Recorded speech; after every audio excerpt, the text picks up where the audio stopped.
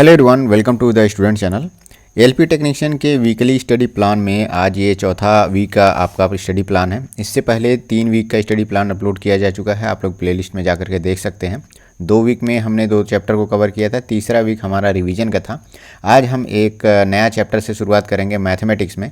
Percentage chapter और number system तो हो ही गया है। परसेंटेज के जस्ट बाद आपको प्रॉफिट एंड लॉस ही पढ़ना चाहिए, क्योंकि ये चैप्टर परसेंटेज से रिलेटेड होता है और इसमें बहुत से कॉन्सेप्ट उससे रिलेटेड इसमें यूज होते हैं। तो देखिए, इसमें जितने भी क्वेश्चन होते हैं वो आर्टिकल बेस्ड भी क्वेश्चन होते हैं। कोई चीज़ कितने परसेंट पे खरीदी जाती है, इतने परसेंट के लाभ पे बेची जाती है, तो उसमें प्रिंटेड मूल्य आपको निकालना रहता है, मार्क प्राइस आपको निकालना रहता है। तो इसमें बहुत से टाइप के क्वेश्चन है। लगभग आर्टिकल बेस्ड अगर क्वेश्चन देखा जाए तो कम से कम 5-6 टाइप के क्वेश्चन आपको देखने को मिलेगा। उसके बाद से अगर वेट बेस्ड क्वेश्चन है, मतलब वजन के अनुसार हो सकता है कोई दुकानदार कोई सामान पे 200 ग्राम वजन कम तौलता है और उससे कितना लाभ प्राप्त होता है, ये सब क्वेश्चन आपने पहले देखा भी होगा। तो उसमें भी कम से कम 2 से 3 टाइप के क्वेश्चन इसमें देखने को मिलता है। तो ओवरऑल अगर इस चैप्टर पे देखेंगे तो मैक्सिमम 8 से 9 टाइप का क्वेश्चन आपको इसमें देखने को मिलेगा प्रॉफिट एंड लॉस पे। और ये सिंपली परसेंटेज चैप्टर से बहुत ही लिंक करता है।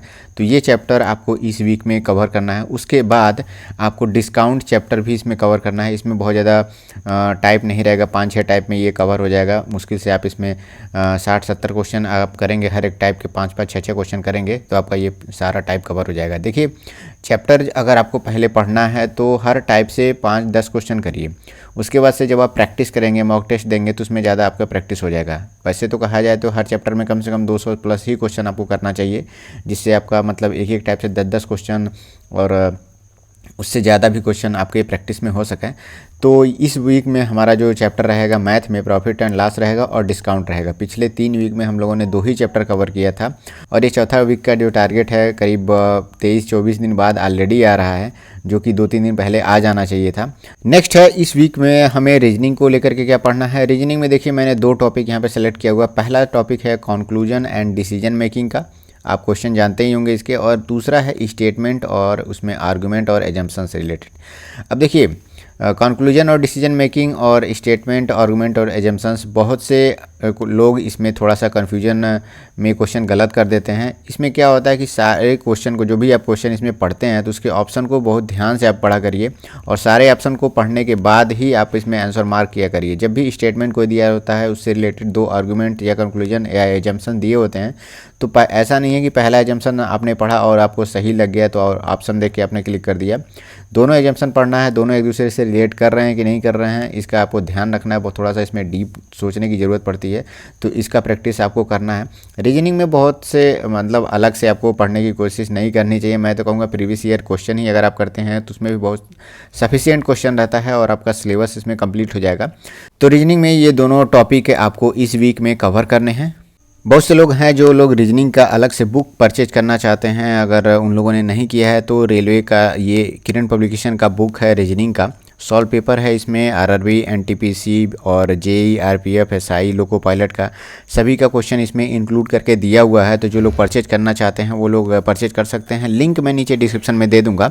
तो ये बुक अच्छी बुक है और इसमें जो प्रीवियस ईयर के क्वेश्चन आए हुए हैं अलग अलग एग्जाम में, वो इसमें इंक्लूड करके दिया हुआ है। तो आप प्रैक्टिस के तौर पे अगर अलग से रीजनिंग का बुक परचेज करना चाहते हैं तो ये आप परचेज कर सकते हैं। इसका नया एडिशन है 2022 का। इसमें हर एक चैप्टर के टॉपिक वाइज इसमें क्वेश्चन अलग अलग करके दिया हुआ है। बाकी आप प्रीवियस ईयर से करेंगे तो वो सभी मिक्स्ड रहते हैं। इसमें क्या है कि रीजनिंग का अलग अलग टॉपिक से अलग अलग चैप्टर वाइज करके दिया हुआ है। अलग से ये बुक है, काफ़ी ज़्यादा इसमें क्वेश्चन है, 8500 क्वेश्चन से ज़्यादा इसमें क्वेश्चन दिया हुआ है। और इसमें ग्रुप डी का, आरआरसी का और जेई के भी रीजनिंग के क्वेश्चन दिए हुए हैं। लोको पायलट में भी आए हुए रीजनिंग के क्वेश्चन जो पहले आए हुए हैं वो इसमें दिया हुआ है। तो इसका लिंक मैं नीचे डिस्क्रिप्शन में दे दूँगा, आप चाहें तो वहाँ से परचेज कर सकते हैं। अब आते हैं सबसे जो इम्पॉर्टेंट सब्जेक्ट है basic science and engineering. 4th week में हमें क्या पढ़ना है, इसमें मैं कहूँगा बेसिक इलेक्ट्रिसिटी आपको कवर करनी है। जिन लोगों का अगर पार्ट बी में, जब CBT 2 होगा पार्ट बी में, जो लोग इलेक्ट्रीशियन ट्रेड चूज करना चाहते हैं तो वो लोग इस चैप्टर को थोड़ा सा और डीप में पढ़ेंगे और अच्छे से पढ़ेंगे। ऐसा नहीं है, इसमें बहुत से चैप्टर हैं, AC है, DC है, ट्रांसफार्मर है, अल्टरनेटर है। वो चैप्टर अभी नहीं पढ़ना है, वो आप बाद में पढ़ेंगे। इसमें बस हमें बेसिक इलेक्ट्रिसिटी पढ़ना है। लेकिन बेसिक इलेक्ट्रिसिटी से को भी अगर आप अच्छे से पढ़ लेते हैं इसमें, तो जो पार्ट बी में जिनका इलेक्ट्रीशियन है वो लोग कम से कम 10 से 15 क्वेश्चन आसानी से एकदम कर ले जाएंगे और उसका इसमें यूज है। तो यहाँ पे मैंने कुछ टॉपिक लिख दिया है और ये टॉपिक आप पढ़िएगा। एटम एंड चार्ज है, फ्री इलेक्ट्रॉन है, कूलम्ब्स लॉ है, पोटेंशियल और पोटेंशियल डिफरेंस है, इलेक्ट्रिक फील्ड एंड करंट है, ओम्स लॉ है, रेजिस्टेंस है, कैपेसिटर है, रेजिस्टिविटी है, कंडक्टिविटी है, इसके यूनिट्स के बारे में आपको लिखना है। सीरीज और पैरेलल कॉम्बिनेशन के कुछ न्यूमेरिकल्स हैं उसको आपको करना चाहिए। पावर में आपके कुछ न्यूमेरिकल्स आते हैं उसको करना चाहिए। किरचॉफ लॉ क्या होता है, फैराडे लॉ क्या है, और इफेक्ट ऑफ इलेक्ट्रिक करंट, इसके जो एप्लीकेशन है आपको करने हैं। न्यूमेरिकल्स इसमें बहुत आपको ध्यान दे करके करना है। जिनका भी पार्ट बी में इलेक्ट्रीशियन ट्रेड वो लोग अगर चूज करना चाहते हैं वो लोग थोड़ा सा डीप में पढ़ेंगे और नोट्स जरूर बनाएंगे। जो भी basic electricity basic science and engineering का जो चैप्टर आप पढ़ रहे हैं तो उसका नोट्स जरूर बनाइए। और ये बहुत ही इंपॉर्टेंट चैप्टर है, CBT 1 के लिए भी, CBT 2 के पार्ट ए के लिए भी इसमें क्वेश्चन आ जाता है, और जिनका ट्रेड इलेक्ट्रीशियन है उनके लिए तो ये चैप्टर इंपॉर्टेंट है ही। तो तीनों पेपर के लिए चैप्टर बहुत बहुत इंपॉर्टेंट है। आपको ये थोड़ा सा बहुत डीप में पढ़ने की ज़रूरत है, लेकिन जितने भी टॉपिक मैंने लिखे हुए हैं वो अगर आप कवर करते हैं तो आपका ये चैप्टर तो बेसिकली कंप्लीट हो जाएगा। नेक्स्ट है जो टॉपिक है जनरल साइंस। जनरल साइंस में इस वीक हम पढ़ने वाले हैं पीरियोडिक टेबल और विटामिन और इन्वेंशन, जो कौन से विटामिन है, किसका इन्वेंशन किसने किया हुआ है, और इससे कौन सी बीमारियां हैं उसका इन्वेंशन किसने किया, उसके जो दवाएं हैं उसका इन्वेंशन किसने किया है। तो ये चीज़ आप कवर करिएगा। ये तो मुश्किल से लगता है 1 आवर्स में आपका कंप्लीट हो जाएगा, और ये रिवीजन पे ही आपका ये कॉन्सेप्ट तैयार होगा, क्योंकि ये इसमें डाटा आपको याद करना रहता है। तो इसको जितना बार आप रिवाइज करेंगे, जितना आप क्वेश्चन पेपर में आप इसको देखेंगे, उसको करेंगे, तो ये आपके दिमाग में चला जाएगा। और इसमें बहुत ज़्यादा कॉन्सेप्ट तो इसमें होता नहीं है। हालांकि अब पीरियाडिक टेबल थोड़ा सा बड़ा चैप्टर है और इसमें से क्वेश्चन बिल्कुल आता है। CBT 1 में भी आपको देखने को मिलेगा, CBT 2 में भी इससे क्वेश्चन आएगा और अच्छा खासा क्वेश्चन आता है।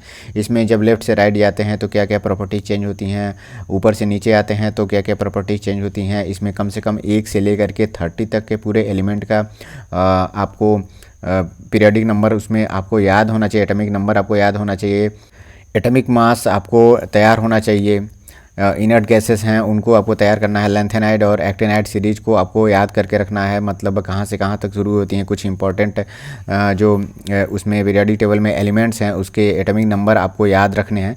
तो ये चैप्टर थोड़ा सा लेंदी है, आपको एक दिन में हो सकता कवर ना हो पाए, या फिर अगर ज़्यादा टाइम देंगे तो ये कवर हो जाएगा। तो इसलिए मैंने इसमें 2 टॉपिक इस वीक में रखे हुए हैं, पीरियोडिक टेबल और विटामिन और उस इन्वेंशन से रिलेटेड, जैसे कुछ बीमारियां हैं, कुछ दवाएं हैं, उसके इन्वेंशन के बारे में। तो ये तो सिर्फ डाटा बेस्ड है, आपको बस जितना ज़्यादा प्रैक्टिस करेंगे, मतलब पढ़ेंगे, वो याद हो जाएगा मेमोरी बेस्ड। लेकिन पीरियोडिक टेबल थोड़ा सा कॉन्सेप्चुअल चीज़ें हैं। पीरियोडिक टेबल कैसे कैसे इसका इन्वेंशन हुआ था, कहाँ से शुरुआत हुई थी, ये सब भी आपको इसको पढ़ना है, पीरियोडिक टेबल की हिस्ट्री से लेकर के। और इसमें जो बेसिक पीरियोडिक टेबल है उसमें कम से कम 1 से 30 तक का आप जो एटॉमिक नंबर है एलिमेंट के उनको आपको याद रखने हैं। नेक्स्ट है 4th वीक में अब करंट अफेयर और स्टैटिक जीके में क्या पढ़ना है हमें। मंथली मैगजीन को तो आपको फॉलो करना ही करना है, जो भी आप मंथली मैगजीन पढ़ रहे होंगे पढ़िएगा। उसके बाद से जो इसमें स्टैटिक जीके में जो टॉपिक है वो इंडियन टेम्पल्स है, भारतीय मंदिर जितने हैं उसकी हिस्ट्री के बारे में, उसका लोकेशन क्या है इंडिया में, आपको थोड़ा सा पढ़ना है। हिस्ट्री में कहने का मतलब क्या है कि उसको किसने बनवाया है, किस सन में वो बना हुआ था, और किस देवी देवता के लिए वो मंदिर फेमस है, वो चीज़ आपको ध्यान में रखनी है। लोकेशन आपको याद रखना है, किस स्टेट में वो मंदिर है, ये सब चीज़ें इसमें पढ़ना है। उसके बाद से डैम्स इन इंडिया, कितने डैम्स हैं इसमें, कौन कौन से डैम किस नदी पर बना हुआ है, हो सकता है सबसे लंबा डैम, सबसे बड़ा डैम, ये सब आपको याद रखना है। खास करके उसमें देखिए जो करंट में न्यूज़ में रहता है वो डैम काफ़ी इंपॉर्टेंट होता है, कहाँ उसकी लोकेशन है, किस स्टेट में है, तो ये सब चीज़ आपको पढ़ना है। दोनों स्टैटिक जीके ये नया टॉपिक इसमें दिया मंथली मैगजीन, आपको तो हर वीक आपको पढ़ने ही पढ़ने हैं। जनरल नॉलेज में मैं कहूँगा इंडियन ज्योग्राफी से आपको 200 क्वेश्चन करने हैं। अब आप किसी भी प्रीवियस ईयर पेपर्स में अगर आपके पास कोई भी जनरल नॉलेज जीके का बुक होगा जिसमें ज्योग्राफी के क्वेश्चन दिए होंगे एक साथ में, तो 200 क्वेश्चन आपकी इसकी प्रैक्टिस करिएगा। कोशिश करिएगा अगर आप एनसीईआरटी आपके पास हो तो एनसीईआरटी से भी आप इसका थियरी का पोर्शन कवर कर सकते हैं, चाहे तो आप यूट्यूब से भी कवर कर सकते हैं। बहुत से चैनल आपको मिल जाएंगे, वहाँ पर जब ज्योग्राफी के से रिलेटेड क्वेश्चन भी कराते हैं और वो लोग टॉपिक भी उसमें पढ़ाते हैं। तो ज्योग्राफी से जितना ज़्यादा आप क्वेश्चन करेंगे तो वो आसान, मतलब वो टॉपिक आपका स्ट्रांग होगा। कम से कम हर एक टॉपिक से, मतलब हर एक सब्जेक्ट से 200-250 क्वेश्चन करने चाहिए, ये मिनिमम है। ज्योग्राफी में इससे ज़्यादा भी आपको करने की ज़रूरत है, क्योंकि और ये एक वीक में नहीं कंप्लीट हो पाएगा। तो जितना कोशिश करिएगा उतना ज़्यादा इसमें क्वेश्चन करने का। अगर नहीं हो पाएगा तो नेक्स्ट वीक में भी हम इसको और करेंगे, 200 क्वेश्चन और इसमें टारगेट रखेंगे। मिनिमम कम से कम 200 क्वेश्चन इसमें आपको पढ़ना ही पढ़ना है। तो ये था 4th वीक का स्टडी प्लान एलपी टेक्नीशियन को लेकर के। 2 प्रीवियस ईयर पेपर तो आपको करने ही करने हैं, ये एकदम अंडरस्टूड है। 2 प्रीवियस ईयर पेपर आपको पूरे वीक में करने हैं। जो लोग ऑनलाइन मॉक टेस्ट देना चाहते हैं वो लोग वीक में अभी 1 या 2 ही मैक्सिमम दीजिए, बाकी अभी टाइम बहुत है मॉक टेस्ट देने का। उससे पहले कम से कम मैंने कहा था कि कम से कम आपको 4 या 5 चैप्टर मैथ में आप कंप्लीट कर ले जाइए, बाकी और सब्जेक्ट में भी कम से कम 5-6 टॉपिक आप कवर कर ले जाइए, जिससे आपका मॉक टेस्ट में थोड़ा बहुत नंबर आने लगे। बाकी अब अगर शुरुआत में मॉक टेस्ट में नंबर नहीं आता है तो भी आपको ज़्यादा घबराने की ज़रूरत नहीं है। धीरे धीरे जैसे जैसे सिलेबस कंप्लीट होगा, आपकी प्रैक्टिस बढ़ेगी, मॉक टेस्ट में नंबर आपका उतना ही बढ़ना शुरू हो जाएगा।